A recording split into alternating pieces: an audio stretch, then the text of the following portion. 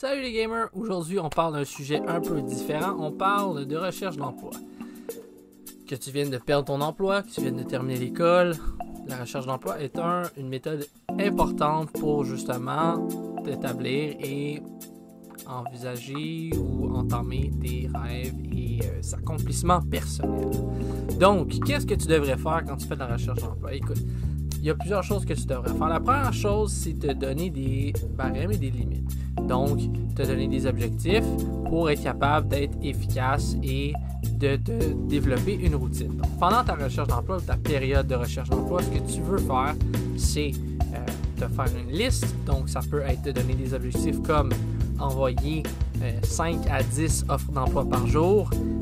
Quand tu envoies une offre d'emploi, bien sûr, tu dois t'assurer que chaque emploi sur lequel tu appliques, si tu cherches un emploi sérieux et non un job-in, soit bien édité et customized, pardon mon anglais, pour chaque emploi. C'est très, très, très important, car dans un emploi, par exemple, on te demande d'être bon vendeur. Tu as déjà travaillé dans une chaîne où tu as eu à vendre ou à offrir des services. À ce moment-là, tu vas promouvoir cette facette de l'emploi que tu avais. Mais si on te demande par contre du bureautique, à ce moment-là, tu vas devoir parler un petit peu plus du fait que tu utilisais un ordinateur et que tu remplissais les informations des clients. La deuxième chose que tu veux faire, c'est faire de la recherche d'emploi efficace. C'est quoi de la recherche d'emploi efficace? Eh bien, si tu as des contacts dans les domaines dans lesquels tu appliques, tu dois premièrement contacter ces personnes-là, que ce soit famille et amis, leur laisser savoir que tu es dans une période de recherche d'emploi. Ceci va augmenter exponentiellement tes chances de trouver quelque chose, car les emplois trouvés par référence sont souvent beaucoup plus efficaces que par entrevue.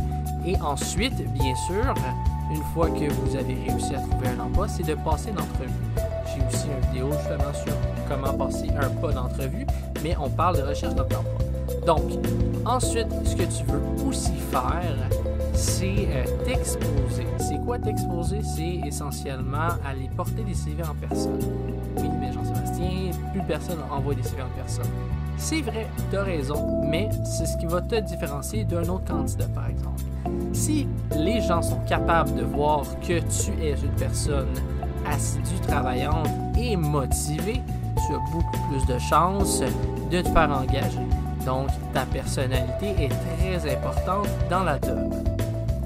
Finalement, la prochaine chose que tu vas vouloir regarder quand tu fais de la recherche d'emploi, c'est juste l'apparence. Quand tu te présentes à quelque part, ça rentre un petit peu aussi dans la préparation aux entrevues. La première impression est toujours très importante. C'est pas nécessairement la plus importante, mais la plupart du temps, c'est très important. Donc, juste être propre, bien présenté. Si ton apparence c'est d'avoir une moustache ou une barbe, qu'elle soit bien taillée, sans nécessairement que ça change la donne à ta personne ou ta personnalité. Ta coupe de cheveux, même chose. Bien sûr, tu viens de prendre une tic-tac, tu t'es brossé les dents. Le café, ça fait une demi-heure ou une heure que tu l'as bu. Il n'y a pas de problème. Donc, vraiment être prêt. L'autre chose aussi, juste en rentrer là-dedans, dans le fond, te créer une routine, parce que dans la recherche d'emploi, ça peut être démotivant, ça peut être lourd, ça peut être difficile. Tu viens de perdre ton emploi ou tu as de la misère à trouver un emploi qui te motive ou qui te passionne ou qui vient te chercher vraiment de façon forte.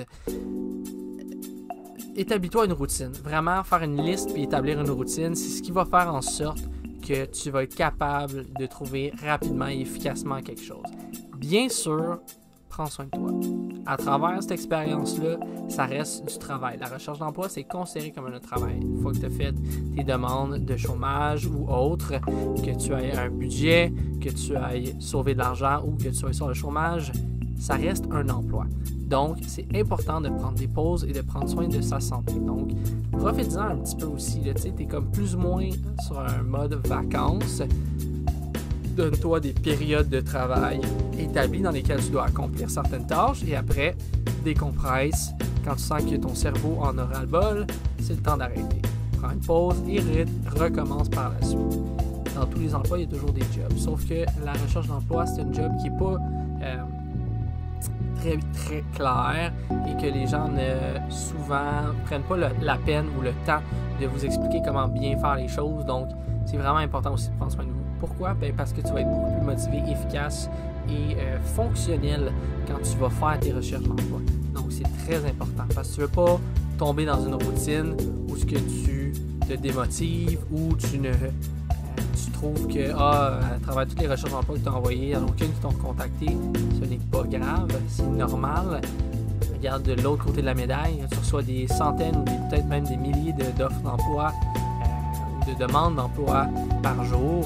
C'est long et difficile d'accomplir et de passer à travers la liste au complet. Donc, prenez le temps de bien faire les choses et de le faire efficacement. Comme ça, vous allez vous sentir satisfait et accompli à la fin de la journée, même si c'est en recherche d'emploi. On parlera Nous parlerons des entrevues la prochaine capsule et je vous souhaite une bonne fin de journée les gamers. À la prochaine.